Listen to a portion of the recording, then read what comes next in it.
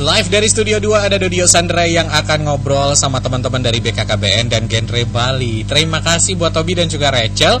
Nah, sore hari ini buat Viners juga yang lagi dengerin, jangan lupa nanti bisa ngobrol juga sama Doi, bisa tanya-tanya sama Doi di 0812-383-9100 ya. Sekali lagi 0812-383-9100, ketik Phoenix spasi nama spasi umur spasi nama sekolah nama kampus kalau kamu punya pertanyaan. Tapi kalau ngomongin tentang remaja, buat Viners yang masih sesuai dengan segmennya Phoenix usia 14 sampai dengan 25 gitu kan, sampai 24 juga. Ini adalah umur-umur di mana kita penting sekali paham mengenai tentang KRR. Tadi sudah mungkin kamu lihat Insta Story atau di status WhatsApp itu ada triad KRR. Hari ini ngomongin tentang kesehatan reproduksi remaja. Nah, kalau penasaran ngomongin tentang kesehatan reproduksi remaja juga, mungkin ini Doi jelasin dulu di awal. Ini terbagi dalam 3 hal, mengenai tentang pernikahan dini, tentang seks pranikah, atau juga nafsa.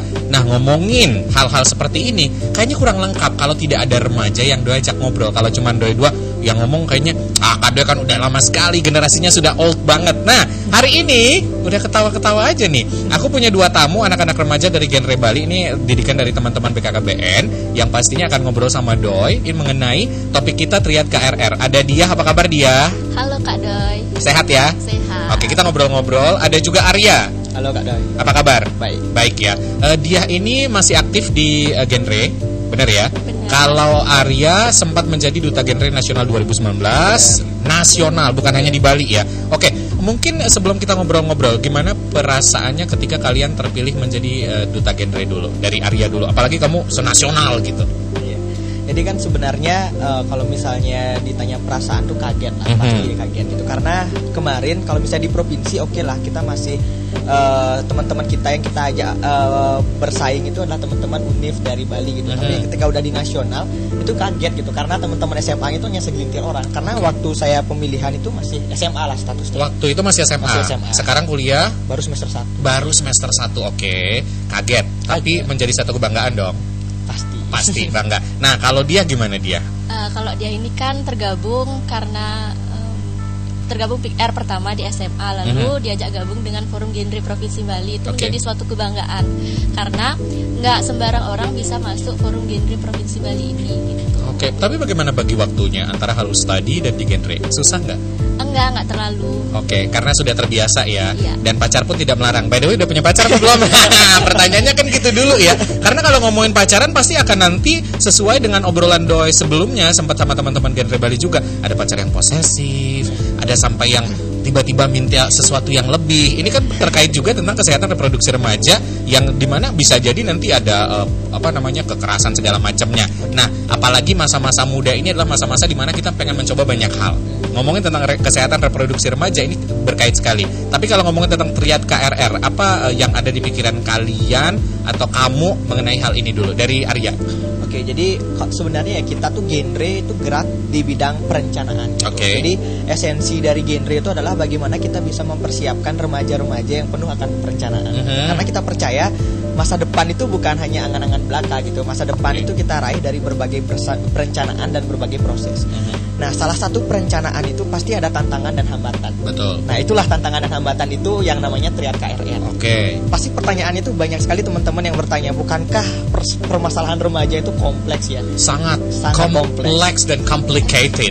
Tapi kenapa ngomongin triad KRR aja? Nah, gitu? Itu kan pertanyaan penting. betul. Gitu. Nah, sebenarnya gini, kami di Genre itu percaya bahwasanya triad memang benar permasalahan remaja itu banyak gitu. Tapi ketika kita ngomongin triad KRR, kita ngomongin masalah fundamental dari remaja gitu. Oke. Misalnya bagian-bagian triad KRR tuh kayak seks pranikah, pernikahan dini, terus nafsa gitu, yang mana ketika remaja udah masuk ke dalam ranah tersebut, yang itu akan merusak masa depannya dia gitu. Betul. Itu yang mungkin bahasa sederhananya adalah poin pentingnya gitu kan. Dasarnya, Oke. ya, memang dasarnya. Jadi itulah kami mengapa di Genre itu benar-benar menekankan bahwasanya kita sebagai remaja, kita tuh akan rugi sebagai orang yang berprestasi. Saya banyak sekali punya teman-teman yang berprestasi, terus ketika terjerumus ke dalam narkoba, apa gunanya prestasinya gitu. Oke. Jadi makanya itu kami dari Genre itu benar-benar menekankan untuk bagaimana kita anti terhadap triad KRR tersebut, kita pahami, terus kita nggak boleh nih terjerumus ke dalam triad KRR. Oke, gitu. berarti kamu sekarang udah ada di circle yang benar ya. Karena dulunya kamu berteman sama mereka, tapi akhirnya tahu mana teman-teman yang membawa kamu ke arah positif. Iya, memang itu. Oke. Ranah kita di Genre itu sebenarnya banyak teman-teman yang salah kaprah.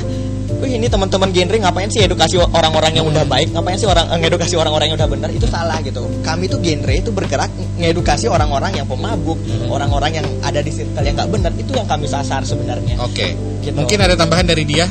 Jadi ini triad KRRD penting banget Kak untuk diketahui oleh semua remaja, bahkan orang tua yang memiliki anak remaja. Ya, karena anak muda ini, anak para remaja itu kan menjadi fondasi yang nantinya akan membangun bangsa. Jadi untuk membangun bangsa itu kita harus mengetahui kiat-kiat bagaimana saja yang harus disiapkan oleh remaja seperti itu, agar tidak terjerumus kayak Arya bilang tadi. Triad KRR itu terdiri dari 3, pernikahan dini, seks pranikah, dan nafsa. Bagaimana cara remaja untuk menghindari 3 hal tersebut seperti itu, untuk nantinya akan menjadi bangsa yang seperti apa yang kita inginkan. Oke, baik. Ini mulai ada bayangan kayaknya ya buat teman-teman, buat Viners yang lagi dengerin sore hari ini. Nanti sekali lagi kalau misal punya pertanyaan boleh interaksi sama Doi di 0812-383-9100, dan 5 penanya terpilih akan kita kasih pulsa masing-masing Rp100.000. Sekali lagi, untuk 5 penanya terpilih sore hari ini, coba dikirim ke WhatsApp-nya Phoenix di 0812-383-9100. Ada pulsa senilai masing-masing Rp100.000. Berarti aku punya total pulsa adalah Rp500.000. Ngomongin tentang seks pranikah. Oke. Mungkin seperti kita bilang di awal bahwa masa-masa muda seumuran kalian semester 1, semester 2, ini sebenarnya masa-masa di mana kayaknya pacar itu adalah segalanya. Kamu selalu ada buat aku akan kasih segalanya buat kamu. Pendapat kamu tentang seks pranikah dulu deh. Oke, jadi ini sebenarnya sesuatu yang sedang booming ya di provinsi kita. Kita mendengar banyak sekali tuh informasi yang simpang siur terkait tentang seks bebas, terkait tentang penggunaan kondom, terkait tentang seks pranikah gitu. Jadi ini nih sebenarnya yang perlu kita luruskan gitu. Banyak teman-teman yang belum bisa memahami perbedaan dari seks pranikah sama seks bebas gitu. Banyak yang menganggap seks pranikah itu seks bebas, terus juga banyak yang menganggap seks bebas itu seks pranikah gitu. Padahal ini merupakan suatu hal yang berbeda gitu, different way lah gitu. Ketika kita berbicara tentang seks pranikah, berarti kita berbicara tentang bagaimana kita tidak boleh melakukan kegiatan seksual itu sebelum pernikahan gitu. Apakah pertanyaannya itu adalah apakah seks bebas itu termasuk seks pranikah? Belum tentu. Apakah seks pranikah termasuk seks bebas? Belum tentu juga gitu. Nah, makanya ini yang perlu kita pahami sebagai seorang remaja, bahwa ketika kita menjadi seorang remaja, kita ditekankan untuk tidak melakukan seks pranikah gitu. Karena banyak sekali tuh ya implikasi-implikasinya. Misalnya kayak penyakit-penyakit IMF, terus bukan IMF ya, IMS ya. Santai lebih pelan. Kita ngomong santai. IMF dong. Ya jadi gitu. Jadi banyak sekali sebenarnya permasalahan-permasalahan yang dialami remaja atau yang didapatkan remaja ketika dia melakukan yang namanya seks pranikah gitu. Nah, untuk itu inilah yang poin penting dari apa yang kita sampaikan ini adalah sebenarnya ingin mengajak remaja itu tidak terjerumus ke dalam hal tersebut. Oke, supaya tidak terjerumus, menurut pandangan teman-teman dari genre Bali, hal apa sih yang memicu bisa terjadinya pernikahan dini atau seks pranikah? Yang selama ini kalian temukan di pertemanan kalian, kan targetnya remaja nih. Hal-hal pemicunya hal apa saja? Dari dia? Mungkin bisa menjadi dorongan dari lingkungan. Lingkungan, oke. Circle dari orang tersebut. Lalu bisa juga faktor keluarga. Lalu bisa juga dari teman-teman para remaja tersebut, Kak. Teman-teman lingkungan maksudnya seperti apa? Mungkin bisa dijelaskan lebih detail lagi supaya nanti ada penanya-penanya yang bingung biar lebih relate lagi dengan obrolan kita kalau sepemahaman dia. Jadi contoh seperti dia circle-nya itu adalah teman-teman yang gampang menghasut dia untuk melakukan hal yang tidak. Coba aja gitu. Coba aja gitu, nggak apa-apa, cuma sekali. Akhirnya dia mau. Itu faktor dari lingkungannya. Kalau dari keluarga yang temuan selama ini ditemukan oleh teman-teman genre Bali, ada nggak? Untuk dari keluarga itu bisa jadi karena dia mengalami masalah di keluarganya gitu. Lalu ingin dia mencari pelampiasan itu bisa dia seks pranikah yang dilakukan. Mungkin aku kasih contoh, nanti coba dibenerin atau gimana. Dia ngerasa tidak nyaman di rumah, nggak bisa curhat sama keluarga, ada pacar nih, tiba-tiba main ke kosan pacar atau ke lingkungan teman-teman, ngerasa lebih nyaman di sana karena dia tidak menemukan rumahnya di dalam rumah sendiri. Justru akhirnya dia besar di luar kayak gitu. Itu yang temuan selama ini yang terjadi atau kayak gimana? Benar, itu kalau dari sudut pandang remaja itu hanya sebagai faktor pemicu kan. Faktor pemicu. Faktor utamanya itu adalah sebenarnya dari remaja itu sendiri gitu. kita harus paham bahwa pada masa remaja ini tuh adalah masa yang monumental gitu. Emosi kita tidak stabil, terus nafsu kita itu juga tidak stabil. Emosi kita aja tidak stabil. Betul. Ketika kita tidak memiliki pemahaman yang lebih, terus datang emosi yang tidak stabil, meletup lah di situ. Meletup di sana. Salah mengambil keputusan. Benar. Oh, hal-hal seperti itulah yang memicu. Berarti sangat mungkin sekali. Begitupun misalkan tentang nafsa, itu juga dipicu oleh lingkungan, keluarga dan segala macamnya. Kalau di Bali sendiri, menurut kalian temuan dari genre Bali seperti apa anak-anak remajanya? Oke, mungkin bukan temuan dari genre Bali ya, karena kebetulan kami tidak mengkaji nafsa itu sendiri gitu. Tapi kalau misalnya apa yang kita lihat dan kenyataannya di Bali, terlebih di Bali itu adalah daerah pariwisata yang mana kita tahu dan paham betul alkohol, miras, terus narkotika itu sepertinya mudah gitu berjalan di Bali. Maka dari itu kita bisa melihat tuh angka narkotika di Bali itu kan termasuk 5 besar di Indonesia. Nah, untuk itu kita melihat bahwasanya kita sebagai daerah pariwisata yang mana pergaulan-pergaulan, terus banyak sekali wisatawan asing datang ke Bali khususnya, itu tuh sebagai suatu faktor yang membuat banyak gitu narkotika itu ada di Bali. Nah, untuk itu kita dari genre sendiri, kalau misalnya melihat teman-teman remaja Bali untuk melakukan tes narkotika gitu, kecil sekali sih, Kak. Oke, berarti mungkin tidak diteliti secara detail, tapi kesadaran atau awareness mereka menurut kalian masih kecil. Bukan. Angkanya itu kecil karena angkanya kecil. Tinggi. Iya. Awarenessnya tinggi, angkanya kecil. Oke. Iya, karena keterkaitan juga, mungkin aku kayak pengen tanya pemahaman selama ini kan genre tugasnya kadang ke sekolah, kadang kemana-mana. Bagaimana reaksi anak-anak atau remaja-remaja itu melihat kalian? Mungkin kan tadi ada beberapa teman, ngapain sih harus ngasih wejangan lagi atau info lagi? Gue udah baik-baik nih kayak gitu. Reaksi selama ini berarti seperti apa ketika kalian mencoba sosialisasi? Dari Arya dulu. Oke, kalau misalnya sosialisasi ya, dari pengalamanku sendiri Kak ya. Ini kan kalau di tahun lalu itu pada saat pemilihan kemarin itu hampir semua kabupaten lah saya udah datangi gitu. Tapi untuk reaksinya itu nggak ada tuh reaksi yang kayak ini apa sih ini? Oh, nggak berlebihan kayak gitu ya. Oke. Tapi teman-teman yang protes itu adalah teman-teman yang ada di circle yang salah gitu. Dia tuh selalu demanding itu tinggi banget. Dia selalu bilang, lu ngapain sih ngasih sosialisasi ke orang-orang yang udah bener gitu. Ibaratnya dia udah lurus nih jalannya gitu. Menurut dia apalagi dibenerin gitu. Mending lu sosialisasi ke tempat orang mabuk, ke tempat PSK itu sosialisasi gitu. Baik. Tapi emang program-program yang seperti apa yang pernah dibikin sama genre untuk mensosialisasikan tentang KRR ini sendiri mengenai seks pranikah, nafsa atau juga pernikahan dini? Program-program yang sudah berjalan atau akan berjalan mungkin mau diceritain dia. Jadi kita itu kan sudah sosialisasi ke sekolah-sekolah.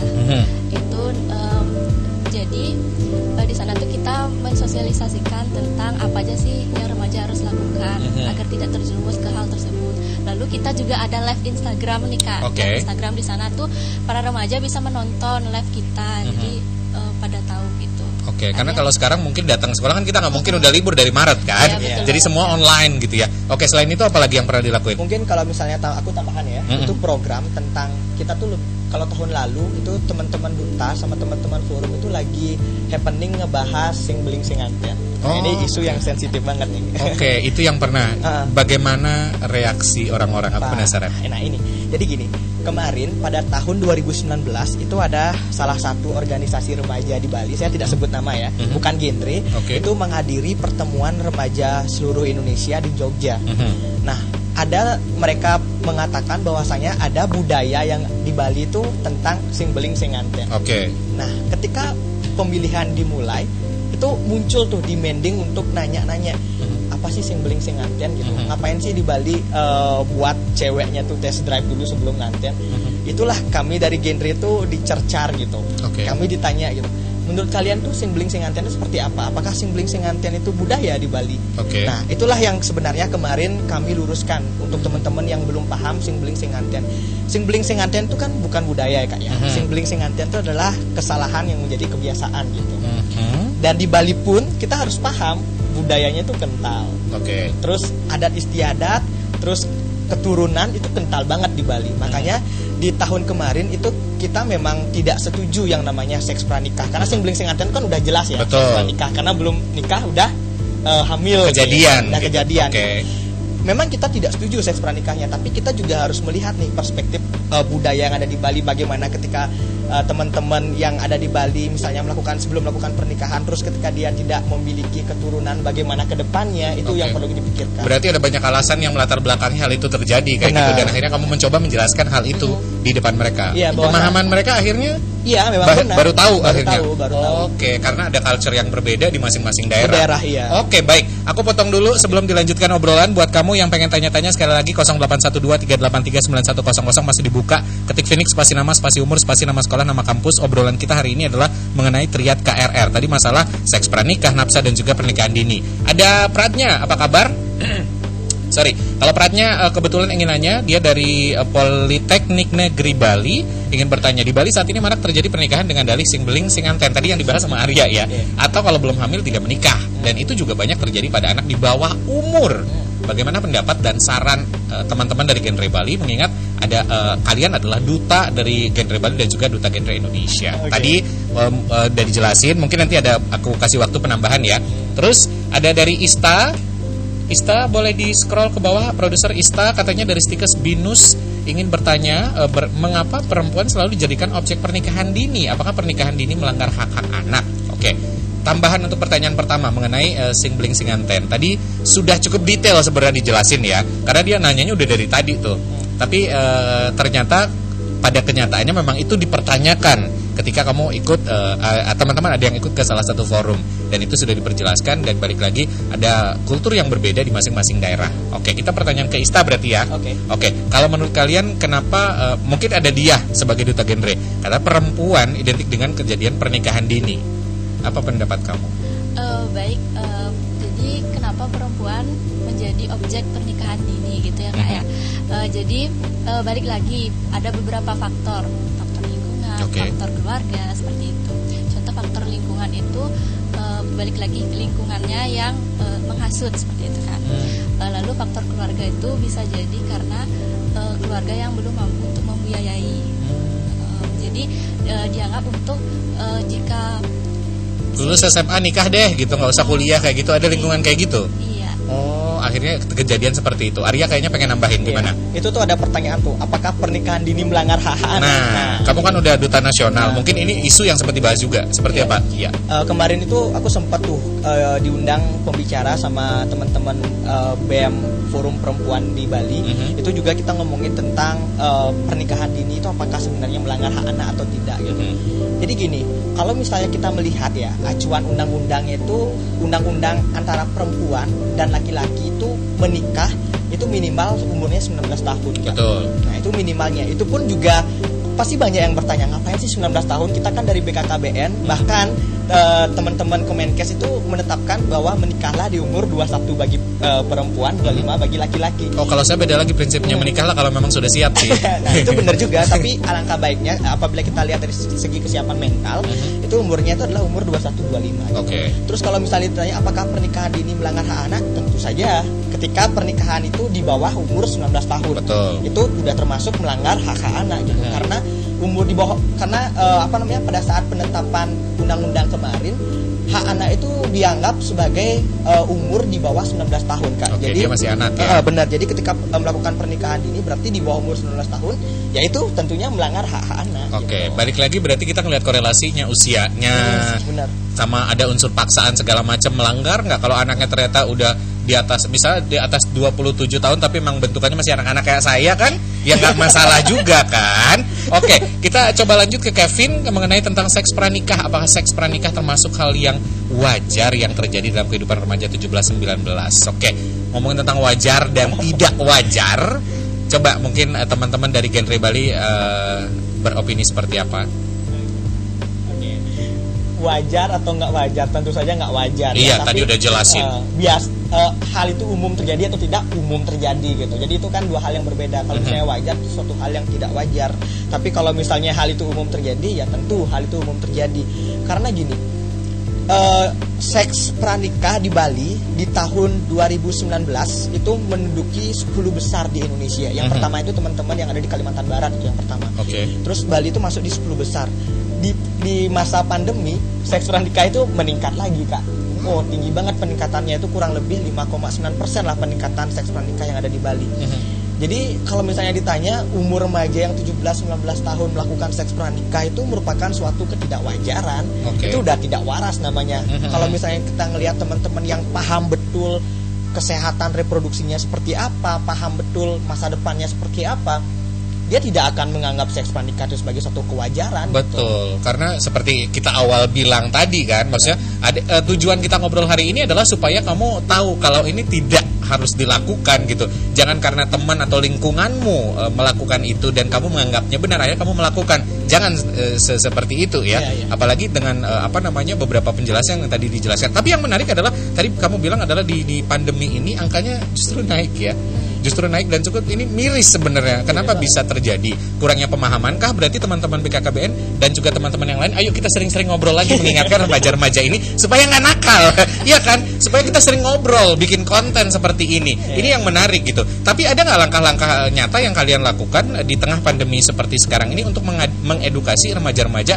Selain tadi kan sempat bikin live IG atau segala macam, ada hal lain lagi yang kalian lakuin nggak sih? Oke, kalau misalnya kegiatan tuh ya, kalau misalnya jujur, kita itu lebih masif kegiatannya itu setelah pandemi ya, pada masa pandemi ya gitu. Karena sebelum kegiatan pandemi itu kita kegiatannya itu hanya konsepnya itu offline aja gitu, meaning youth participant gitu. Jadi ketika udah masa pandemi, kita itu udah lebih mengarah ke online, manuvernya itu udah online dan offline pun tetap jalan gitu. Bukan hanya live IG, webinar atau kegiatan-kegiatan online lainnya, tapi kita juga dari genre Bali tetap kok mengadakan sosialisasi. Misalnya nih di besok aja kita bakalan datang ke Bleleng gitu, ada kegiatan. Terus minggu depan juga sibuk, Tabanan pun juga salah satu menjadi sasaran kami. Supaya memang teman-teman ini tidak terjerumus ke hal-hal yang tidak kita inginkan. Walaupun mereka menginginkan, padahal itu bukan sesuatu yang kau inginkan. Kan intinya kayak gitu ya. Aku ada pertanyaan yang aku baca adalah yang dimonitor. Ini ada Tania. Saya kurang setuju dengan persepsi sing beling sing nganten, seolah-olah diperbolehkan karena alasan kebudayaan dan kebiasaan. Kenapa teman-teman tidak berusaha bersosialisasi ke masyarakat Bali yang masih punya paradigma demikian untuk merubah sudut pandangnya? Karena terkesan jika karena kebiasaan, hak perempuan jadi sangat tersudutkan. Jadi gini, teman-teman, kita itu harus paham bahwa sing beling sing nganten itu ternyata ini yang harus kita pahami. Sebelum terjadinya sing beling sing nganten itu ada informed consent tuh antara perempuan dan laki-laki. Ini yang teman-teman harus pahami. Malahan ketika kita bilang dan mensosialisasikan sing beling sing nganten ke masyarakat, itu banyak tanggapan yang kenapa kita harus menyinggung ini? Kita ini punya budaya untuk meneruskan keturunan kita. Itu pentingnya. Mendingan ngurus sanggah, mendingan ngayah. Itu tuh banyak sekali masalah-masalah seperti itu. Masih ada keterkaitan dengan budaya tadi itu ya.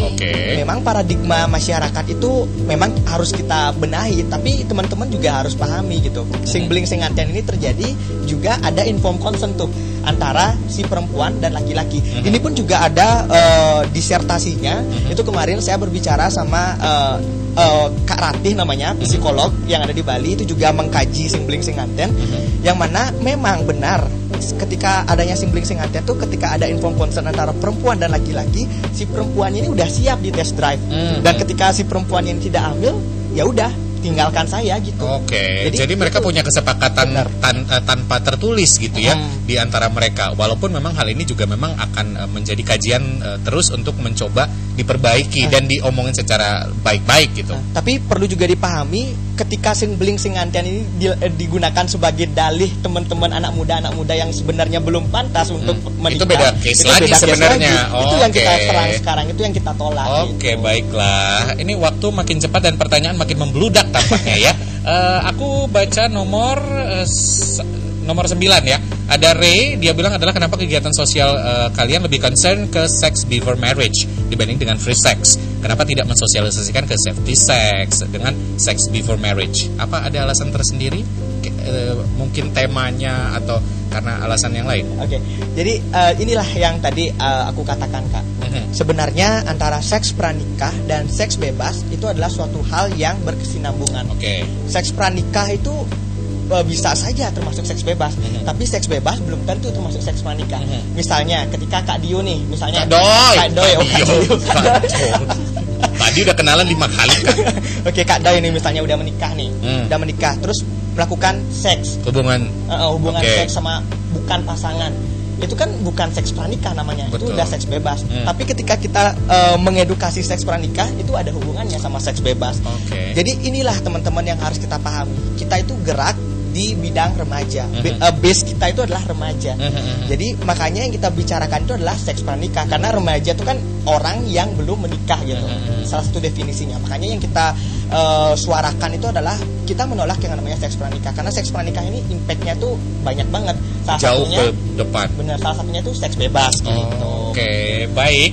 Ada pertanyaan juga, tapi ini dari sebentar ke atas di scroll Yuda. Ini masih remaja, masih SMA sih. Dia bilang adalah mau tanya obrolan untuk sore hari ini teruntuk yang terjerumus baik itu seks pranikah, seks bebas atau juga masalah nafsa. Aku selaku siswa atau masyarakat biasa bisa membantu menegurnya nggak sih?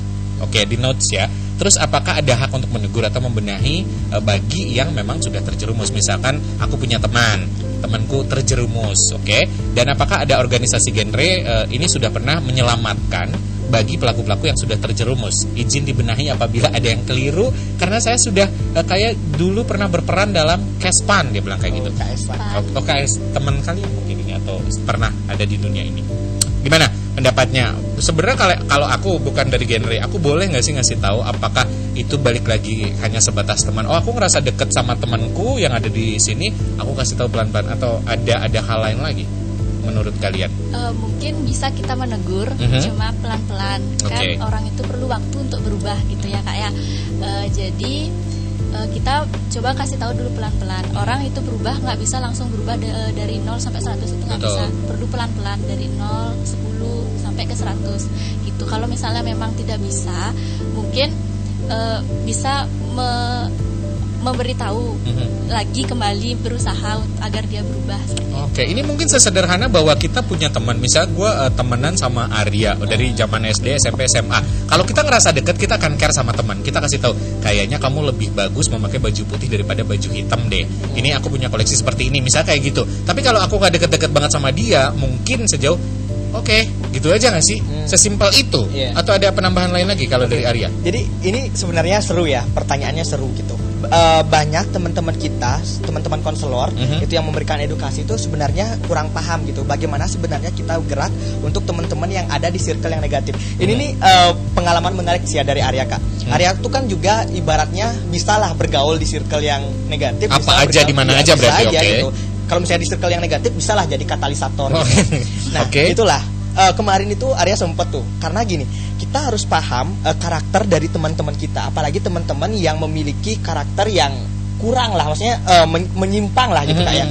Misalnya kemarin ada teman Arya yang curhat, tapi kita curhat itu dengan apa? Dengan minuman keras gitu. Jadi dengan itu tuh kita bisa mengedukasi mereka. Nggak harusnya edukasi itu formal, terus kita audiens itu teman-teman yang positif, teman-teman yang udah bener. Kita tuh itu yang sebenarnya menjadi PR kita Kak. Bahkan PR semua organisasi remaja di Bali ya gitu. Yang harus kita sasar itu bukan teman-teman yang udah bener gitu. Yang harus kita edukasi lah teman-teman yang kurang, yang menyimpang, masih terjerumus dan ada di circle itu. Dan dengan berbagai cara kalian coba masuk ke situ, ibaratnya. Jadi nggak cuman keluar-keluar selalu quotes positif aja, tapi masuk ke dunianya. Kalian ingin tahu sebenarnya apa masalahnya di situ gitu ya. Oke, ada dari siapa lagi? Oke, satu lagi deh aku baca ya. Satu lagi ini nama-nama yang aku baca ada nomor 10 ada nomor 13 ding, ada Yusni berkaitan dengan topik. Saya mau tanya dong Kak, kakak-kakak pembicara, hal apa yang bisa kita lakukan agar terhindar dari yang namanya seks pranikah? Soalnya setiap tahun di lingkungan sekolah ada aja yang nikah dan akhirnya putus sekolah. Oke, kalian kan baru lulus beberapa tahun yang lalu ya. Coba, apakah ada mungkin angkatan kalian yang waktu itu meninggalkan sekolah? Kalau kakak kelas ada. Oh, kakak kelas ada. Oke. Gimana pendapatmu? Dari dia dulu. Gimana supaya terhindar, supaya nggak tiba-tiba baru kelas 2 SMA ya udah nikah. Baik, mungkin bisa dengan cara mencari kegiatan-kegiatan lain gitu ya kayak seperti meningkatkan potensi diri seperti itu. Gitu.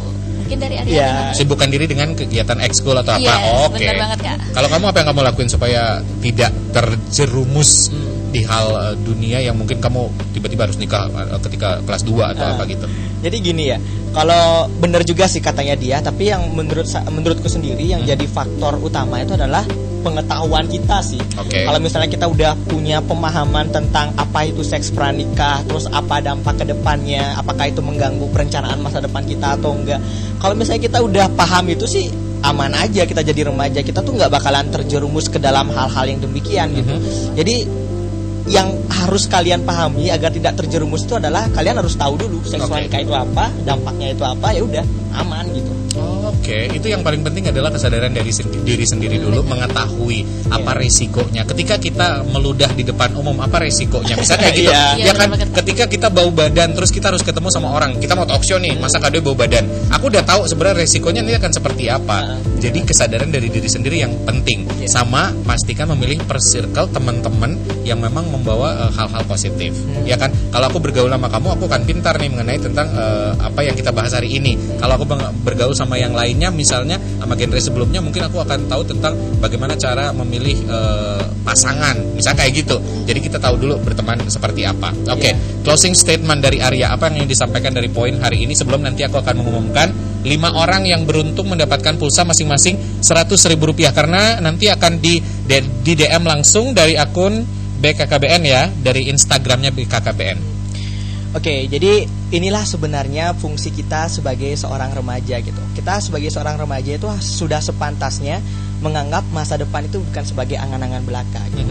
Kita harus menganggap masa depan itu sebagai sebuah proses yang kita raih dari berbagai perencanaan gitu. Karena ketika kita menganggap masa depan itu sebagai sebuah proses dan kita punya mimpi untuk di masa depan, saya kira kita akan kuat gitu dalam hal apapun di masa-masa remaja ini dengan penuh tantangan dan penuh masalah yang begitu kompleks. Maka dari itu, inilah kita harus menganggap Indonesia ini sebagai sebuah kanvas putih gitu. Kitalah sebagai remaja yang nantinya akan mewarnai, apakah kita akan mewarnai dengan begitu negatif apa positif gitu. Maka dari itu, inilah teman-teman kita juga harus percaya perbedaan di sini udah terlihat, perbedaan Arya sama Kak Doi itu kita udah lihat. Kak Doi itu banyak banget punya pengalaman, sementara Arya pengalaman itu minim sekali. Maka dari itu, kita sebagai seorang remaja yang kita tawarkan itu bukan masa lalu tapi masa depan gitu. Oke, dari dia. Jadi kita remaja itu harus pintar-pintar untuk memilah dan memilih sesuatu gitu loh Kak. Jadi dengan cara kita pintar untuk memilah dan memilih sesuatu, kita bisa membangun tonggak kehidupan bangsa yang seperti dia bilang tadi gitu. Mungkin gitu aja dari dia. Oke, terima kasih.